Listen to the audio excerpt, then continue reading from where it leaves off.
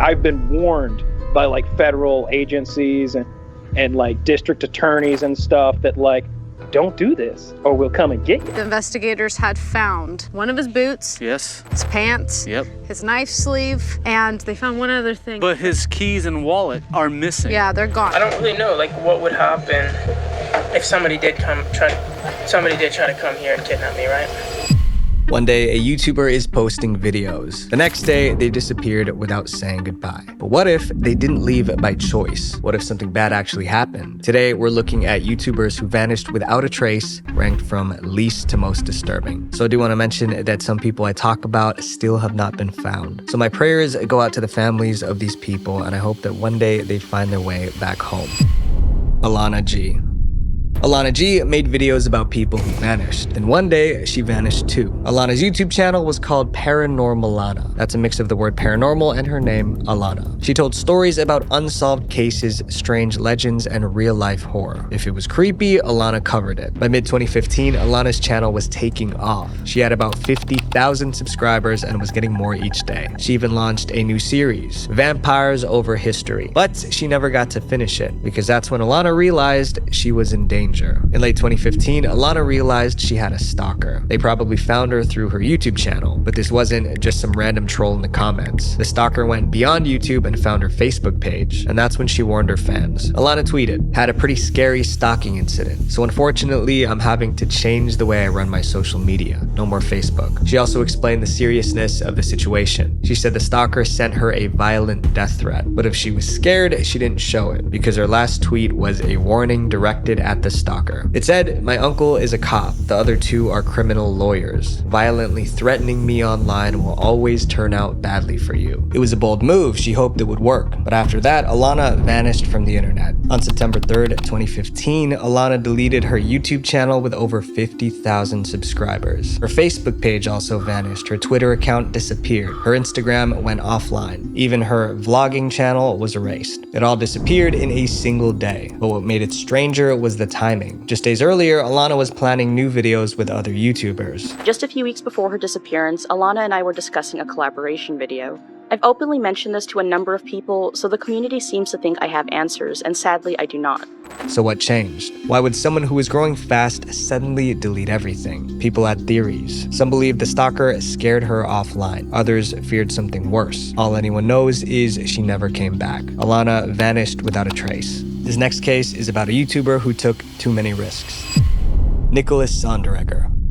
Nicholas Seregger was only 28 when he vanished, but the most tragic part wasn't his age. It was how weird everything was the night he disappeared. Nothing made sense, not to the cops, his friends, or even his family. So what happened? Nicholas Seregger loved to dance. So much so, he started a YouTube channel to share it with the world. He called his channel Sunspike. What made it stand out was how Nick turned everyday places into dance floors. Rooftops, sidewalks, riverbanks, it didn't matter. Nick danced everywhere. He even made a video called Dancing with Cows. By 2017, Nick posted 79 videos. He had less than 3,000 subscribers, but they loved him. Nick looked carefree when he danced on camera, but off camera, his life was starting to unravel. Around 2017, Nick lived in San Diego with his best friend Austin. Although they had big dreams, they had almost no money. Then they got evicted from their San Diego home, but instead of giving up, they made a bold move. They packed up and moved to one of the strangest places in California, the Salton Sea. It's a place many call a toxic nightmare. People abandoned the area because the air was contaminated with dust and gas that caused health problems. By the time Nick and Austin arrived, it was nearly abandoned, filled with old trailers, broken buildings, and silence. They didn't rent a place to sleep nearby. They just slept in tents or stayed in whatever old trailer they could find. But Nick never gave up on dancing. He even discovered an abandoned compound and wanted to turn it into a space for dancers. And then tragedy struck. It was around 2 a.m., September 7th, 2018. Nick and Austin were inside their tent in Salton Sea trying to get some sleep. Then they heard a scream. They were hanging out and doing whatever they were doing, and they heard a scream that sounded like it was coming from the other side of town, which this is a really tiny town. The Salton Sea wasn't exactly safe at night, but since they both heard the scream, they talked about what to do. Maybe someone needed help. Austin suggested they stay put. Nick agreed. At least, Austin thought Nick agreed. Austin turned around and went to sleep. He didn't know it would be the last time he ever saw Nick. When Austin woke up the next morning, he was alone in the tent. Nick was gone. He searched everywhere. Then, just a block from their camp, he found Nick's flashlight lying in the dirt. Austin called the police immediately. Officers searched the shoreline. What they found only made things more confusing. The investigators had found one of his boots, Yes. his pants, Yep. his knife sleeve, and they found one other thing. But his keys and wallet are missing. Yeah, they're gone. In other words, Nick's belongings were scattered in different spots, not in a pile, just spread out. And then there was the boot. Why was only one boot found? Where was the other one? A few days later, on September 12th, a missing person report was filed. And then things got even weirder. A few days after Nick vanished, Austin returned to an area he already searched. But this time, something new was there. Nick's shirt and hat were just lying on the ground. Nick's stuff was found. His hat was found. I think I see the trees like right there. Austin was sure the items weren't there before. That made him wonder if someone placed them there after the search. But who and why? A $10,000 reward was offered for any information about Nick, but no one came forward. But his family didn't give up. 5 months later, in February 2019, a search party combed the area. They found no new clues and no sign of Nick. To this day, Nicholas Seregger is still missing. He simply walked into the night and vanished. The next YouTubers went somewhere they shouldn't have, and that was the beginning of the end. Mac Adventures. Joe and Garrett were more than just YouTubers. They were father and son, and they were adventurers. Their channel, called Mac Adventures, started back in 2006. In their About section, they wrote, "We travel, vlog, blog, podcast, and travel some more." They rode motorcycles across the US, visiting places most people never see. First road trip ever. Father and son on, I got a Buell, he's got an Intruder.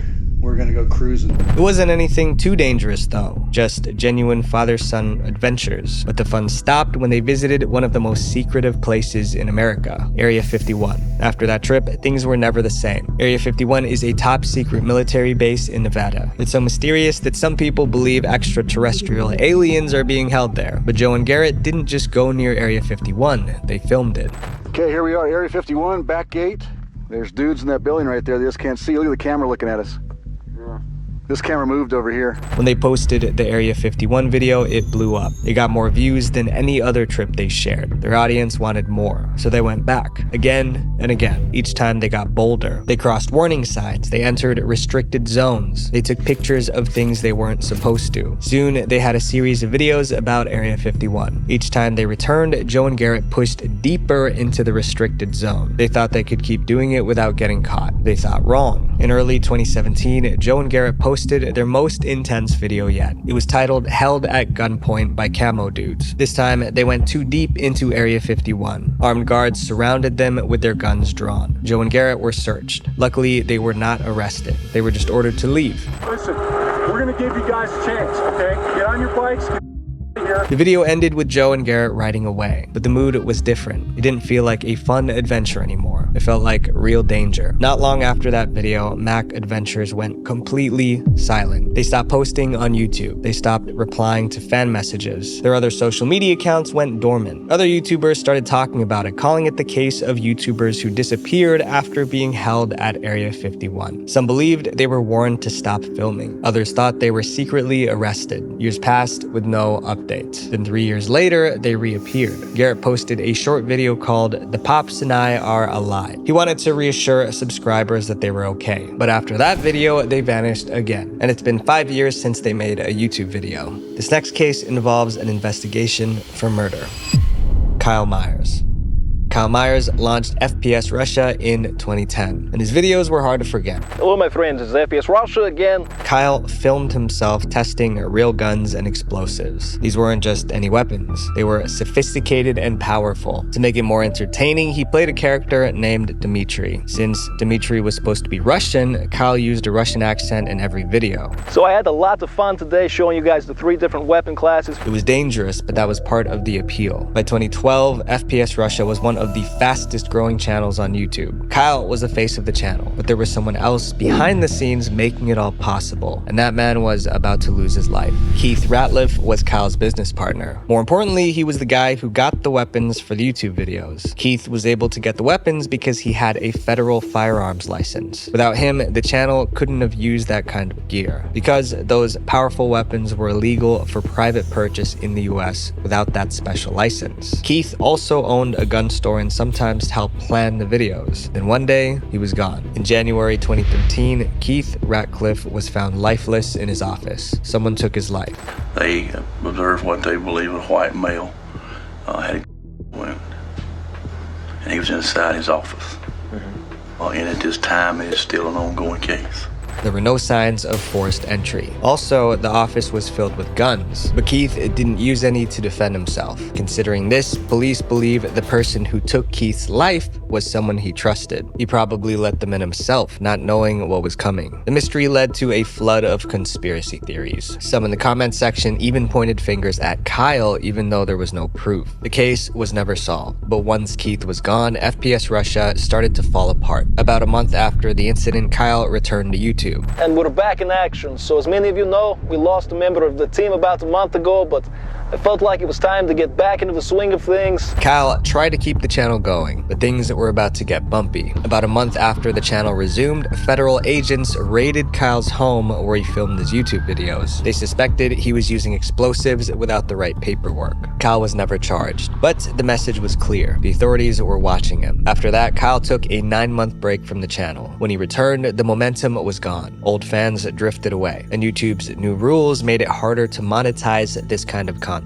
In April 2016, Kyle released what would be his final video. He was reviewing flamethrowers. After that, Kyle disappeared from YouTube. But a year later, he made headlines again, and not for a good reason. Kyle was arrested on substance-related charges. He was facing 25 years in jail, but he took a plea deal. In 2019, he served 2 months behind bars and paid a $7,500 fine. But for him, the real punishment came after. As a convicted felon, Kyle could no longer legally own firearms in the US. And since FPS Russia was all about firearms, that meant he couldn't make any more videos. FPS Russia still exists with more than 6 million subscribers and over 100 videos. But nothing new has come out in years. The cops never found out who took Keith's life, but many fans believe that if Keith were still alive, the channel would be too. In this next case, a YouTuber was playing with danger so much that it finally caught up with him.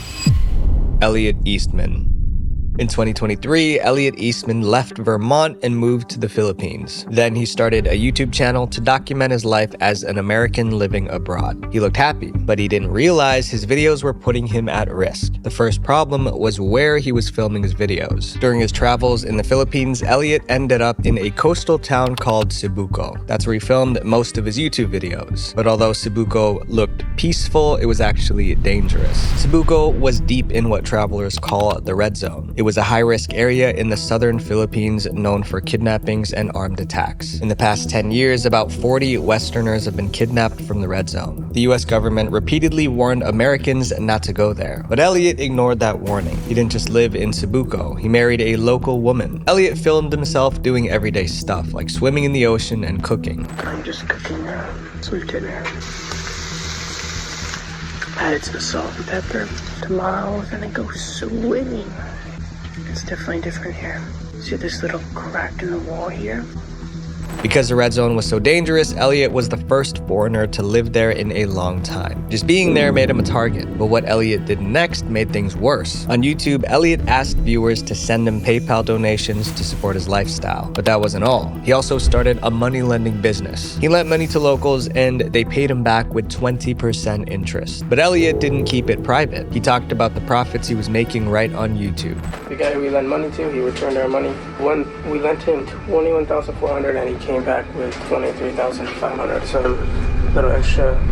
People in Cebuco were watching. They saw how much he was making, and that's when the warnings began. Locals began warning Elliot's family. They said people were planning to kidnap him. People coming here to tell my family that there's people that want to kidnap me or they're threatening to kidnap me or stuff like that, like every day. Then his store got robbed. Elliot started to sound nervous during live streams. But I feel like I've been staying in this area for so long to the point where people, I don't even know if people like me anymore. Maybe they want bad things to happen to me now. Even his wife was scared. She refused to go anywhere with him unless other people were there. Something was clearly wrong. In mid-2024, Elliot flew back to the US for work, but he couldn't stay away. He returned to Cebuco to visit his wife. That choice would be his last. On October 17th, Elliot went live in a video from Cebuco. It sounded like he wanted to move out of Cebuco permanently. Maybe some criminals were watching his live streams, because a few hours later, 4 men in fake police uniforms stormed his house. They were armed. Elliot tried to fight them off. Shots were fired. He was injured. They kidnapped Elliot and dragged him to a speedboat and sped off. Elliot's wife saw the whole thing happen. She called the police immediately, and somehow they tracked down the kidnappers. But Elliot wasn't with them. One kidnapper later explained what happened. He said Elliot was hurt during the kidnapping, and he passed away on the speedboat. Since they couldn't demand ransom anymore, they dumped his body in the ocean. The police searched the coastline, but Elliot's body was never recovered. Elliot found love and adventure in the Philippines, but in the end it cost him his life. Rest in peace. This next YouTuber was an inspiration to millions of young people until it ended in tragedy. Grant Thompson. Grant Thompson was so popular that just one of his videos got over 48 million views. His channel was called The King of Random. Grant made videos about hacks and mad science experiments. What's up, guys? Welcome back to the lab. Today we're trying another one of those experiments you really shouldn't try at home. One of his biggest hits was a tutorial on how to make gummy candy. For this video, I'm going to show you how to take a few simple ingredients and make mountains and mountains of your own custom gummy candies at home. Grant made science look like magic, and viewers loved it. He amassed 11 million subscribers and 2.5 billion views. But all that success came at a cost. By early 2017, Grant was exhausted. He was working 12 to 18 hours a day. He flew planes as an airline pilot by day, then came home to film videos at night. His health began to suffer. There was a period of about 1.5 years where I was working so hard on making videos, and there was like a crushing weight on my chest, so heavy. Long hours at the computer caused terrible back pain, but he didn't stop filming. You didn't even know that though. I kept putting out videos every single week, and I was in excruciating pain.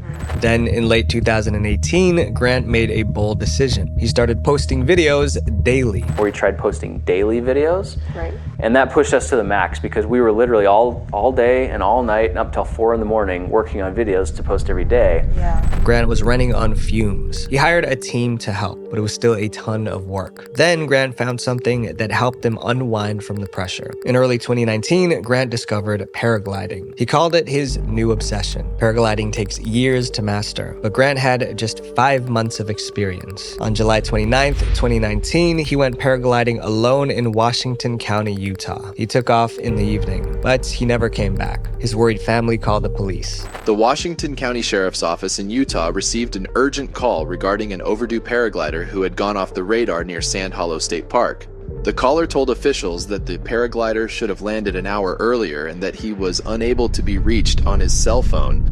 Search teams tracked his phone. By morning, they found his body in the park. He crashed. Next to him was the camera he used to record the flight. The footage showed everything. The weather suddenly changed. A strong wind pulled him down. His main parachute collapsed. Grant tried to open his backup parachute, but there wasn't enough time. It was heartbreaking. One of YouTube's best teachers was gone. He was only 38. The King of Random channel is still going strong. Grant's team kept it alive, making exciting science videos. Grant Thompson may be gone, but his legacy lives on. Some of these creators were in the wrong place at the wrong time, but others chased content into dangerous places. In an attempt to go viral, they lost much more than fame. My friends, I'll leave you with this. Views are never worth your life.